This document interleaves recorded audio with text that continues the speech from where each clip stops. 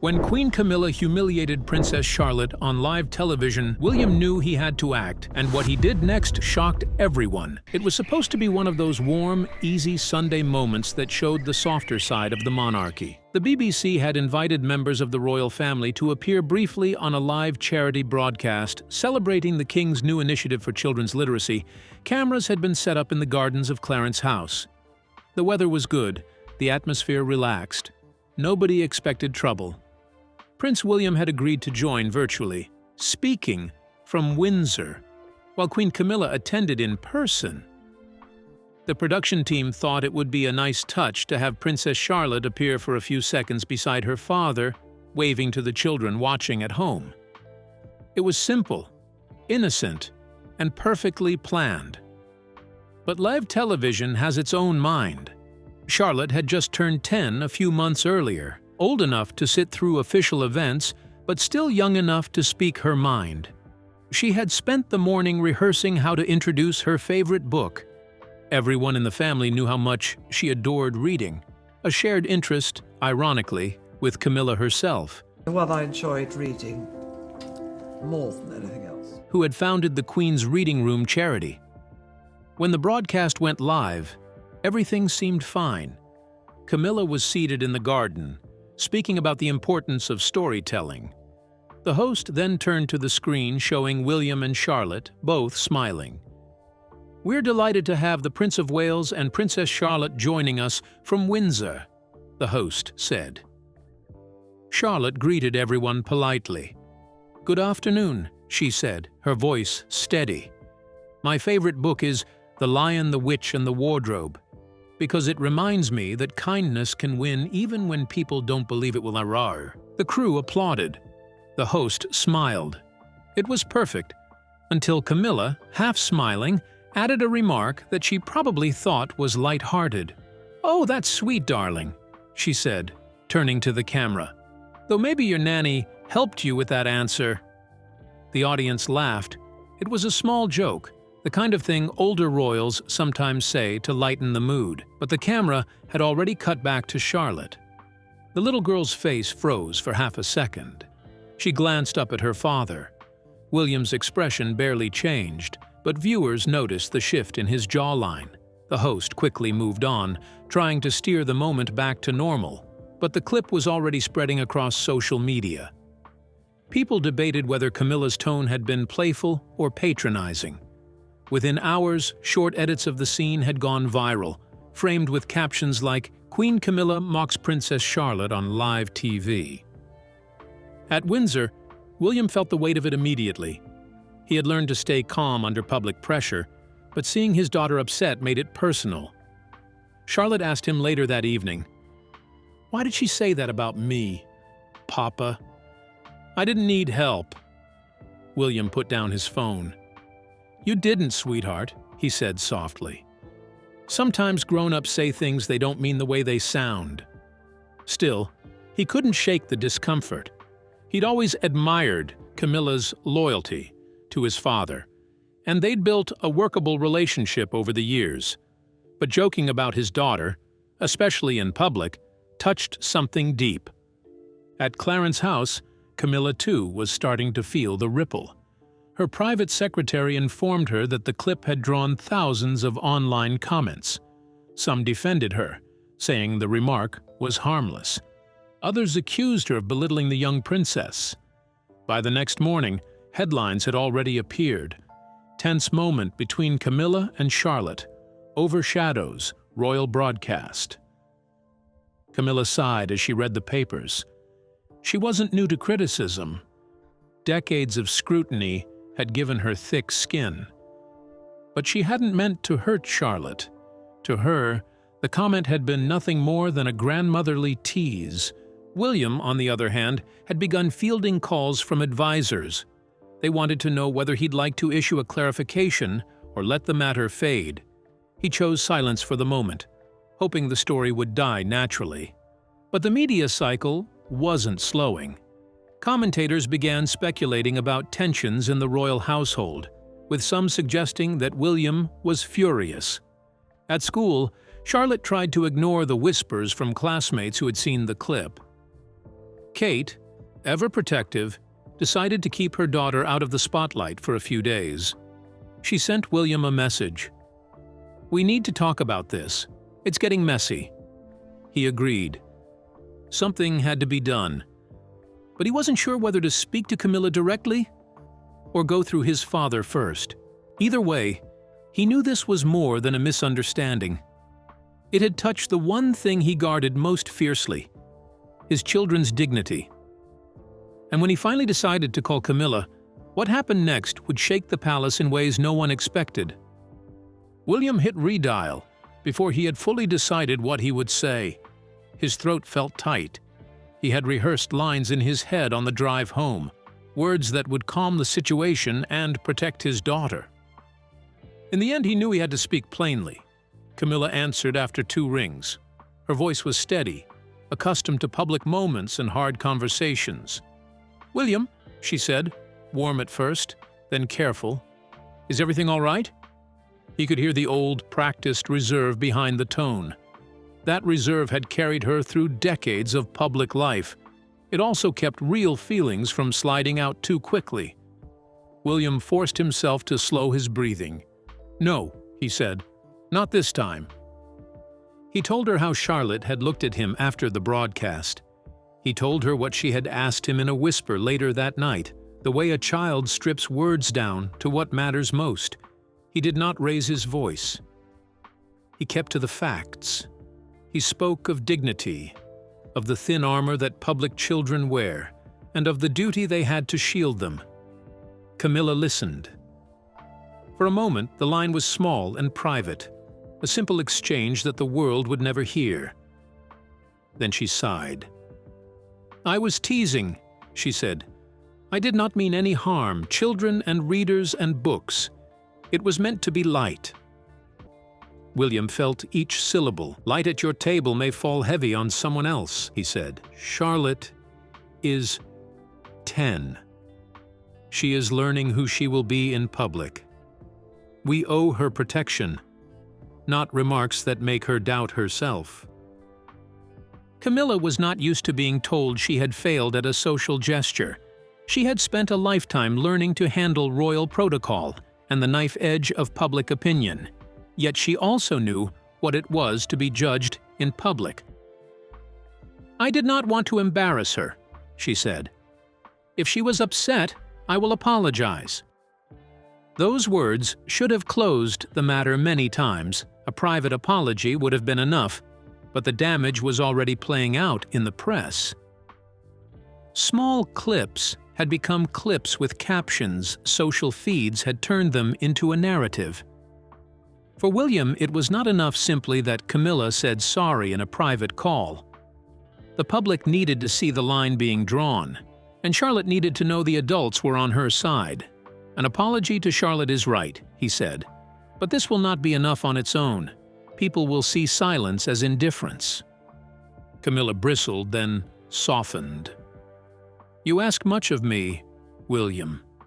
I have done my duty to the king and to this family. I will not be lectured about how to love my grandchild." He did not push the point about being a grandparent. He pushed on the need to mend the public story. "I am asking for one thing," he said. "A note, a short line on the palace account. A few words to make clear I did not intend to belittle Charlotte. It will mean more if it comes from you." The word "note" hung between them. Camilla could feel the pressure of a camera that did not exist in the room, but existed everywhere, because everything about them moved through the media. She understood that courtesies in private did not necessarily translate for an audience scouring every gesture. "Fine," she said at last. "I will consider it, but I will not be ordered into a public apology that looks groveling. I have my pride." There it was, the old guard of royal pride. William blinked. The thing that had always made Camilla strong also made her stubborn. He had known this when he married Kate and built a life where private boundaries mattered. He had known it in times they had disagreed before. He also knew what pride could cost. if not tempered. They ended the call with promises that felt thin. William told her he would speak to his father, that the king ought to know how his family handled the matter. That was an understatement. Charles would listen, but King Charles had always been protective of Camilla, his partner during decades of complicated attention. William had no illusions about how that conversation might go. By noon the next day, the palace was moving in small, precise ways. Advisors held a short conference. The communications team produced 3 options: a short private note issued quietly, a brief social media line acknowledging the misunderstanding, or no statement, and a plan to limit Charlotte's public appearances for a while. It felt like triage. Outside the palace bubble, opinion pieces argued about tone and mentorship. Social posts drew lines between the queen and the future queen. Some voices accused Camilla of being out of touch with a new generation. Others defended her, calling the moment trivial and blown out of proportion. The patchwork of reaction only made the family feel under a heavy lens. Kate wanted to protect Charlotte more than ever. She and William agreed to keep the girl away from public events for a short run. The choice was practical and kind, but it also fed the narrative absence can be read as admission. Charles watched the debate with the weary patience of a monarch who had weathered storms before. He picked up the phone and called William. Their talk was careful and fatherly. Charles reminded him of the need to maintain dignity in public response. He also said Camilla was a steadfast companion, and that the family must not be divided by a single stray remark.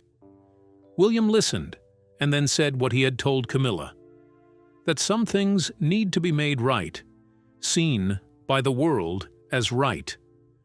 For Charlotte to know the adults had defended her, King Charles promised to speak to Camilla. But William could not wait for the slow machinery. He felt compelled to act. What he decided to do next would force the family into a public choice they had hoped to avoid. William wanted one clear message to the people who mattered most to him and to his daughter. He met with his inner circle in a small room at Windsor. The team was tight. They had handled storms before. This time the stakes felt different because the center of it was Charlotte. They worked through options. A short apology posted on social media would read as scripted. Keeping silent was a fast track to more speculation. Removing Camilla from public duties forever would be too extreme. The middle path was a temporary, visible change that made a firm point without burning bridges. The plan William chose was narrow and precise. He asked King Charles to reassign Camilla's visible role in the Children's Literacy Initiative for the coming months.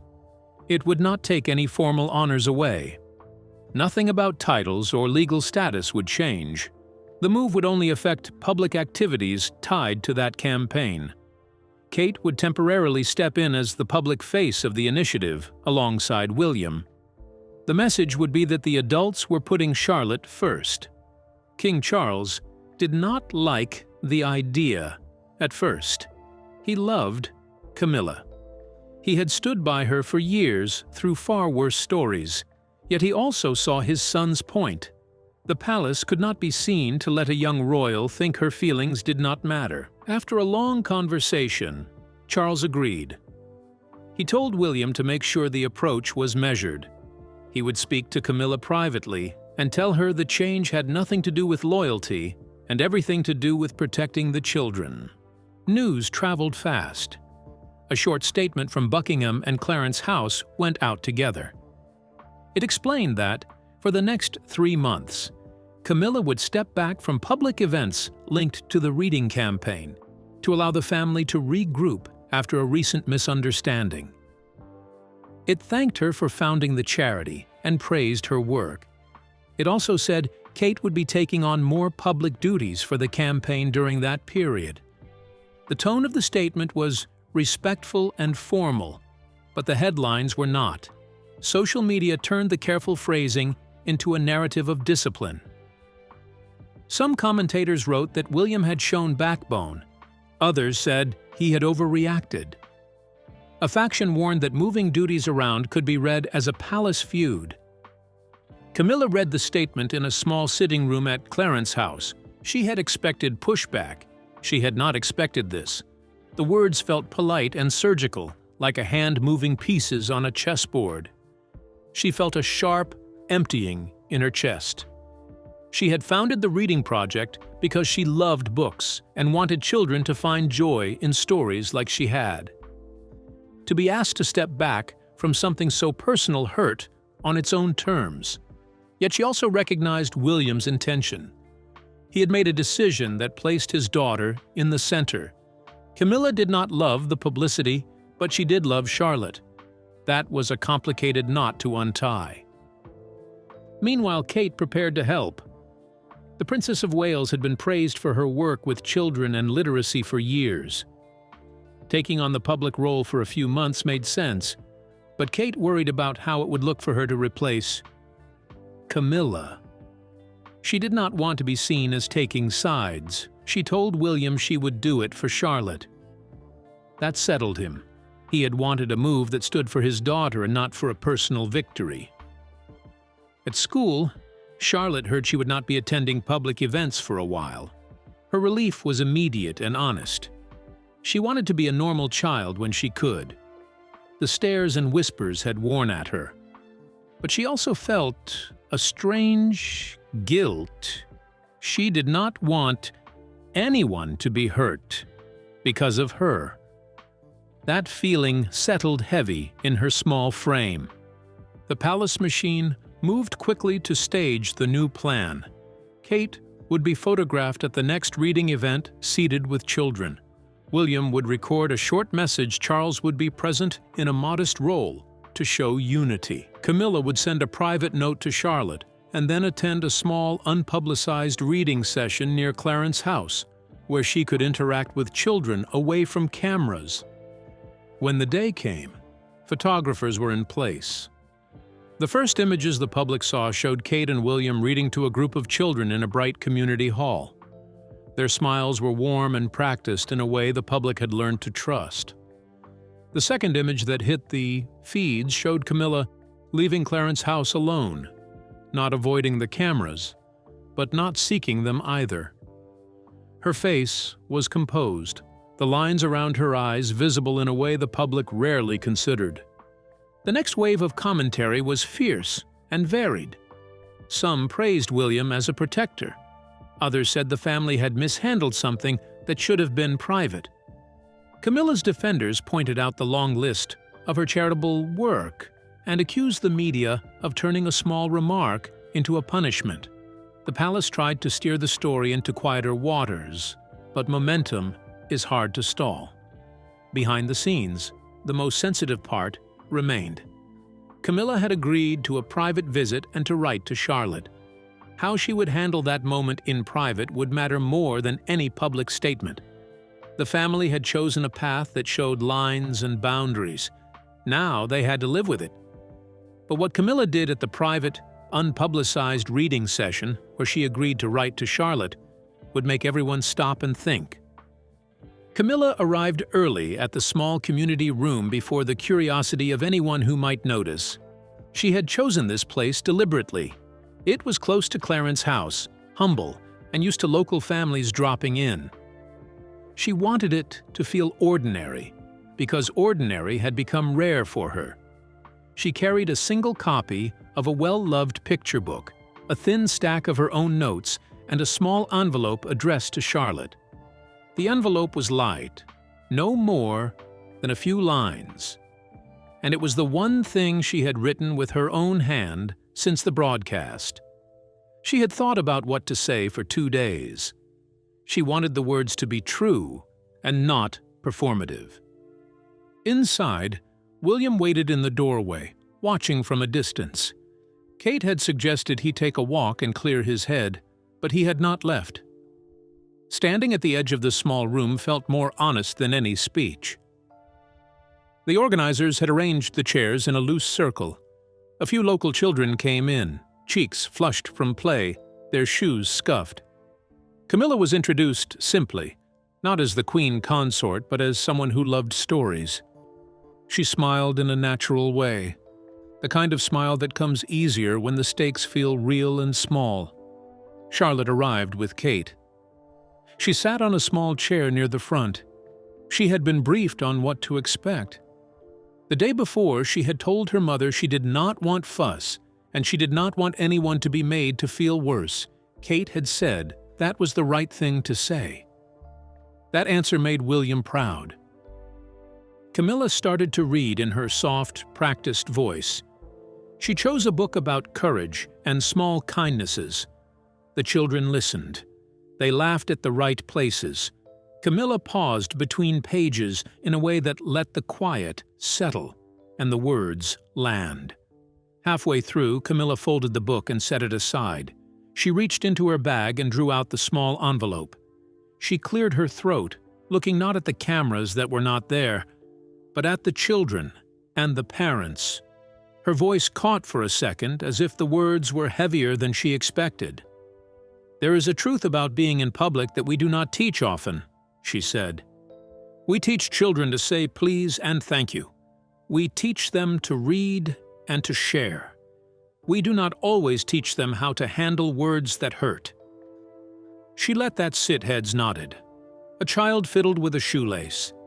Then she unfolded the letter and read aloud the lines she had written for Charlotte. She did not read at length. She kept it short and honest. She told Charlotte she had been thoughtless. She asked for forgiveness. She promised to listen and to learn. Charlotte listened with the steady attention that had become her strength. She had rehearsed nothing. She absorbed the words in the way a child hears truth for the first time, taking it in and weighing it like a small but meaningful gift. She did not throw the words back in anger, nor did she pretend they did not matter. When the reading ended, the children milled around, some eager to meet Camilla, some already distracted. Camilla knelt down and spoke to two of them about their favorite scenes. She was entirely present. Later, when the room had thinned, she approached Charlotte. At a private moment, Camilla offered the envelope. Charlotte took it with the slow carefulness of someone opening a small treasure. She read the lines, then looked up. For an instant, nothing moved. Then she smiled a small, honest smile that lit her face in a way that made William's heart loosen. "It meant a lot," she said simply. "Thank you." Camilla felt a relief that surprised her. William watched from the doorway. He wanted to be angry, to show the world how fiercely he would protect his children. He wanted to parade justice. But standing there, he understood the power of a private apology offered and accepted. News outlets learned of the private session within hours. Some framed it as a tender reconciliation. Others suggested it was staged damage control. People wanted to know whether the envelope meant everything had been fixed. Some asked whether the reassignment of duties would stay in place. Others wondered how King Charles viewed the private mending. Charles watched the reports and appreciated that people would talk. He called William later that evening and thanked him for protecting Charlotte. He called Camilla as well and told her he had seen how she handled herself. He liked what he heard. The small, honest meeting had not soothed every critic. The press would press on. But inside the family, something had shifted. After the private reading, the family moved slowly back into public life with a new rhythm. The reassignment of duties remained temporary. Kate and William continued the visible work on the reading campaign, while Camilla focused on smaller community-based events where she could be present without the glare of constant cameras. It mattered that the change did not feel like punishment, but like a careful repair. People noticed the difference. The sharp edges of social media softened when they saw Camilla in classrooms with children, listening and laughing in a way that showed empathy rather than posture. Those images did more than any statement could. At home, the mood shifted too. William and Camilla found ways to speak more often, not through advisors, but in honest short conversations. They did not sweep disagreement under the carpet. They learned to name feelings before they grew into headlines. William discovered a patience that came from seeing a private apology accepted. Camilla discovered a humility that came from hearing how her words landed for someone she loved. Charlotte returned to some public events when she felt ready. Her confidence looked more genuine because she had experienced adults handling their mistakes. She saw her parents and her grandmother act with care. That mattered more than a headline. It shaped how she would remember the lesson. In the weeks that followed, a new practice spread through the family circle. Before events that involved children, a simple check-in became routine. One of them would ask, "How will this sound to them?" The question made people pause and frame their words differently. It was small, but effective. Outside, critics kept writing. Some never changed their mind, but many voices did soften, and some pointed to the way the family handled the moment as evidence that institutions could learn. The king praised the private gestures in a short note to the family. He reminded them that duty included repair. Camilla continued her literacy work in ways that felt truer to her. She started smaller projects that connected directly with local teachers and parents. She wrote a short piece about listening as a civic act, without fanfare, that was shared in a few newsletters and then picked up by a handful of papers. The articles that once attacked her now described a woman who had been willing to grow. By the time the temporary reassignment ended, the public narrative had shifted from spectacle to repair. William and Camilla stood together at a small reading event that was not heavily photographed. They announced a joint initiative that combined Kate's earlier community work with Camilla's new local projects. In the end, the story was not about titles or punishment. It was about the small choices people make when they care more about each other than about being right. The moment that started on a live broadcast closed with a quiet kindness that lasted longer than any headline. What do you think? Could a single private moment really shift the way a family operates in public? How far should royal duty go when it comes to protecting the next generation? Share your thoughts in the comments below. We'd love to hear them. Remember to like, share, and subscribe for more. Also, click the following video shown on your screen. You will enjoy it.